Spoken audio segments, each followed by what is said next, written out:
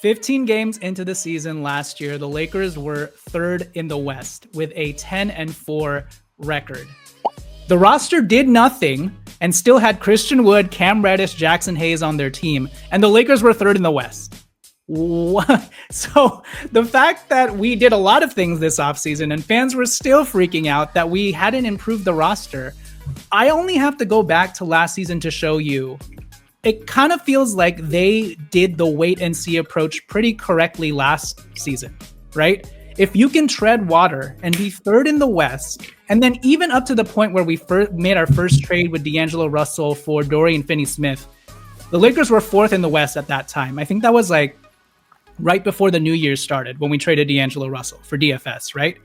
And to prove that patience worked, DFS's trade price went down, right? Instead of D'Angelo Russell in 2029 first, it became D'Angelo Russell in 3 seconds. And then what ended up happening after the DFS trade, we got Luka Dončić with the 2029 first that everybody was trying to trade last trade deadline for Royce O'Neal and Dorian Finney-Smith. The same 2029 first that fans were trying to include along with Rui Hachimura and D'Angelo Russell for Jeremy Grant and his remaining 3 years at $35 million.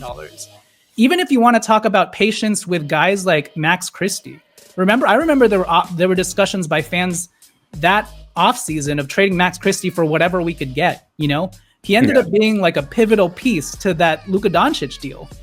You know, and so fast forward to this offseason, and I'm like, we just came off of a season where, regardless of how you feel about how the year ended, and you have gripes about the Anthony Davis and LeBron James era not ending the way that you wanted it to end because the front office didn't do enough to help them. I think we can all agree about that. I mean, I've had you on before where we're both bemoaning the fact that we still haven't gotten AD a big, right? So right, I understand all those things, but literally looking back a couple months ago, we just did this whole patience pays off thing. You know, we got Luka Dončić and all the prices went down, and we still have our 2031st first. We still have Dalton Connect.